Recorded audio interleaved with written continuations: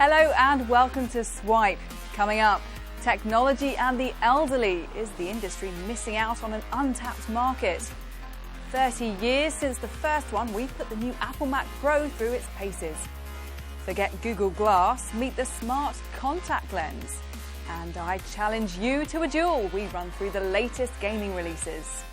New phones, games and gadgets are almost always aimed at the younger generation. They're the ones most interested and therefore the people who'll buy the products. Well, that's the theory, but the UK population is ageing and many older people use devices like tablets and smartphones every day.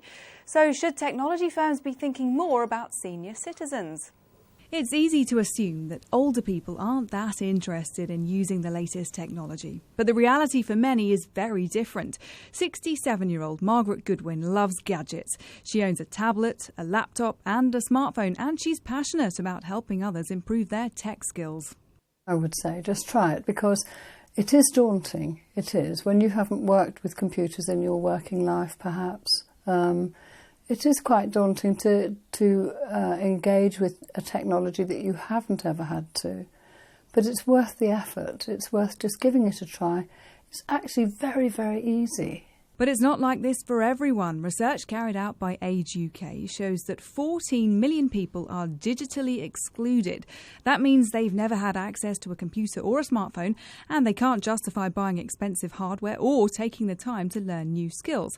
So should tech companies be thinking about the elderly a bit more when they create new products? There is no company that I can think of that is actively going out of its way to engage and educate an older audience as to why this would be of use to them, why they should use, say, online shopping or use a tablet to get their newspaper. Nobody's actively doing that. They're sort of expected to somehow pick up on the messages that are actually not aimed for them and aren't really on their radar. Okay, I'm coming.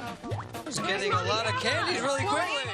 Consoles like the Wii showed that gaming isn't reserved for the younger generation. Here I come. And scientists in San Francisco claim to have found a way to reverse cognitive decline by using a brain training game. So are developers missing out on a huge untapped market? There's 80% more wealth typically amongst 55 to 64-year-olds in the UK than there is amongst 25 to 34-year-olds.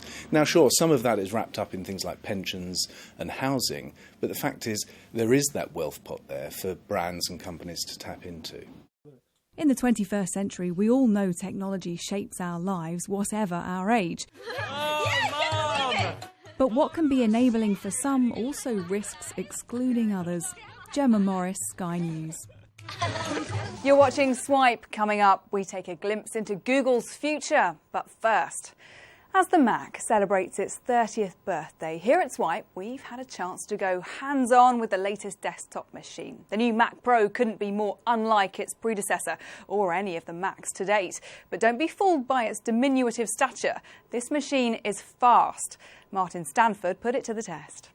Thanks, Gemma, and happy birthday, Apple, with a look at the new Mac Pro. And here it is. It's quite a little beastie, barely a foot tall, 25 centimetres. Does weigh a bit, 5 kilograms or thereabouts, but there's an awful lot of computing power to get inside this very small form factor. Let me talk you through the connection panel at the back here. You've got 4 USB 3s, 6 Thunderbolts, 2 Ethernets, an HDMI for projector or television, and your power button and power connection. Inside, there's not an awful lot that users can change, but there's a limited amount of options. There are 2 memory boards with 8 gigs of memory in each here, and 2 more this side, so 32 gigs on this particular model. And in terms of the circuit boards, this is the one that contains the flash memory. That's working on the PCIe Express connection, which Apple say make it super, super fast. So I thought we needed to put the new Mac Pro to a real-life test. So we'll hook it up to our bit of kit here. And one of the things we have to do here at Sky, and a lot of video production companies have to do the same, is to compress high-quality video you filmed and edited, ready for displaying on a website.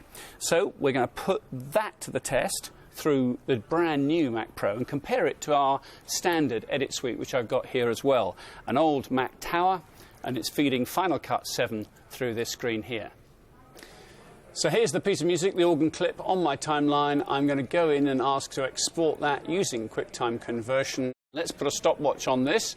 So I'm going to start that and save away. Over on my other screen here, which is being powered by the brand new, I've got my clip here. This is in Final Cut 10.1. I am going to ask it to share. I'm going to time this. Share. Let's set the old timer going here. And there's the share successful. So it's all done in 12 minutes and 46 seconds. Over on the old Mac, it's 20 minutes or more before the same job is done.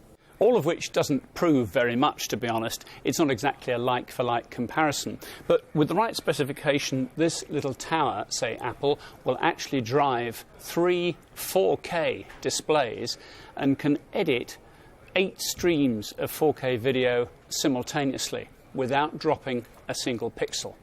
Might cost you a bit, though.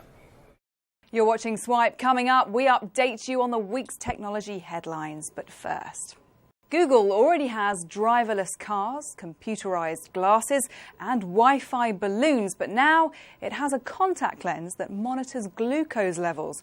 Sky's Chloe Colpin reports now on the latest development from Google's X Lab. This little contact lens could change millions of lives. It's able to monitor glucose levels in tiers, a potential reprieve for millions of diabetics who constantly have to watch their blood sugar levels. The lens, made by Google, looks and feels like a standard soft lens, but it's fitted with a microchip and a wireless transmitter, which sends crucial data to the user. The technology giant says it took more than a year of soldering hair-thin wires to miniaturise the electronics, essentially building the tiny chips from scratch. We've had to work really hard to develop tiny, low-power electronics that operate on very low levels of energy and really small glucose sensors. Google assure us that the electronics in the lens don't obscure vision because they lie outside the pupil and the iris. The product was developed over the past 18 months in the clandestine Google X Lab that also came up with a driverless car and web-surfing eyeglasses. Nearly 400 million people around the world suffer with diabetes, with many having to do an invasive finger prick test to draw blood and check their glucose levels. And they might have to carry on doing it for a bit longer because this prototype isn't likely to reach consumers for 5 years. However, it's just one of several medical devices being designed by companies to make glucose monitoring for diabetics more convenient and less invasive.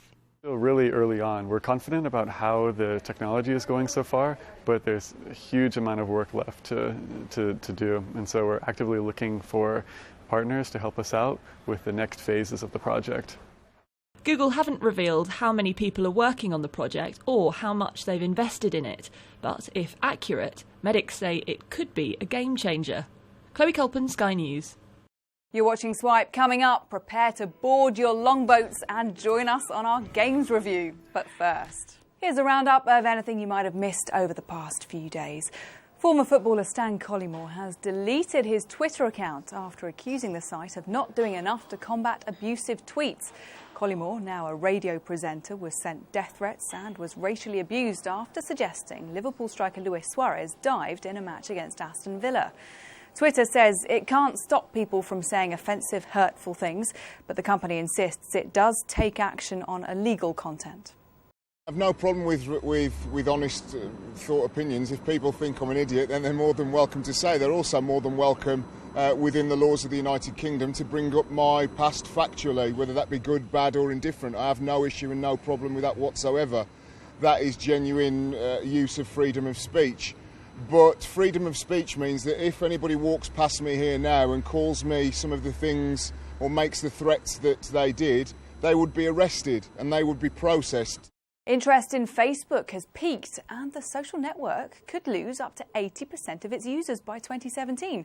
That's according to academics at Princeton University. They've predicted the demise using theories on the spread of disease combined with Google searches for Facebook. Comparing the site to a disease, the researchers said eventually users begin to leave and recovery spreads infectiously as users begin to lose interest. Struggling smartphone maker BlackBerry has seen its share price increase dramatically after the Pentagon said it would order thousands of new handsets. Last week, the US said it was buying more mobility devices like smartphones and tablets, including 80,000 BlackBerries. The Canadian company's shares have gone up by more than 60% since last month, when it reported a quarterly loss of more than £2.6 billion. It's not quite game over, but things aren't looking great for Nintendo after more disappointing Wii U sales. Over £600 million was wiped off the firm's value on Monday as console sales fell 68%. The creator of Super Mario says it expects to lose £145 million in the year to March. And the world's worst password has been revealed. 123456 was hacked more times than any other combination in 2013, beating the previous champion password, which was simply the word password. Other common ones were ABC123, admin, I love you, and Photoshop. Splash Data, who produced the report, recommends longer passwords with at least 8 mixed characters. Now it's that time again where we recruit the finest minds from the world of gaming to review the latest releases. This week's joystick hero is Cameron Robinson. So Nidhogg is kind of weird to look at first. Imagine a cross between tug of war and fencing, except in this 2D plane, you have to try and get to the other side of the screen, and your opponent is trying to do the same. When you first look at it, you might think it looks very simple, very basic, but it's very fast, very twitchy, and actually becomes quite heavily skill-based once you get the handle of the quick controls. So you can like stab with your sword, you can throw your sword and do all these things. It's very, very quick. And if you eventually manage to fight past your opponent and kill them, they then respawn and you've got to fight past them again. That's where the tug-of-war element comes in. If you eventually get to the end zone, you get to celebrate and then you get eaten by this weird giant snake thing. But it's one of these games that you can play with someone and it very quickly gets very heated, lots of shouting, and then a great sense of victory when you finally crush them. Rust is looking like it might be the next big thing in terms of PC gaming. The premise is you're in this post-apocalyptic zombie survival world. We've heard it all before, right? Pretty dull. But the twist is that it's got lots of elements of the game Minecraft in it, or very similar. So you can craft and build shelters to survive from the zombies that roam around the land and the wildlife. It's very difficult. I think that's why people are getting quite attracted to it. You start playing, you're going to die a lot. So you might die from hunger, you might die from zombies, you might die from other players, you might die from eating meat from the animals you kill that you didn't cook properly, all these type of things. But if you eventually get handle of it and survive, because that's what the game's all about, it becomes really, really fun. Last night, I had a dream. So the Banner Saga is eye candy. It's a beautiful game. Imagine kind of almost Studio Ghibli-esque, like beautiful hand-drawn animation, except with a Nordic kind of Scandinavian vibe. And it's a role-playing game set in this kind of fictional Scandinavia. You control these kind of caravans of travelers moving from one place to another because there's basically this ancient evil has awakened. Why are we alive when even the gods are dead? It's a really interesting story, and it's absolutely gorgeous to just look at.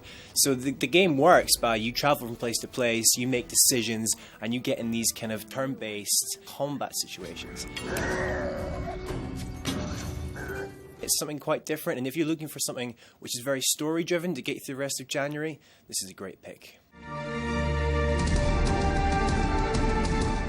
So, if like me, you're quite excited about the Rosetta spacecraft landing on this comet and everything in the future, well, I've got the game for you. It's called Kerbal Space Program. In this game, you can have your own space program, launch your own missions. It's a heck of a lot of fun, and you basically...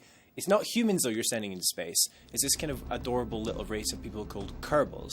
But you have complete control over the space program. So you start off by having to build your rocket, and you've got loads of different parts to choose from to assemble, and then you can launch into space. You can try and go to other planets. It's very difficult. I think my first attempt, my rocket just blew up because I built it wrong. Second attempt went up and then came back down. So you're going to have to be prepared to kill a lot of astronauts, and that's maybe why I would never actually worked at NASA. But it's a lot of fun, and I can highly recommend it if you've got a bit of a love of science inside you, like I do. That's it for this week. Remember, you can catch up with the breaking tech stories all week on Sky News for iPad, our smartphone apps, and skynews.com. See you next time. Bye bye.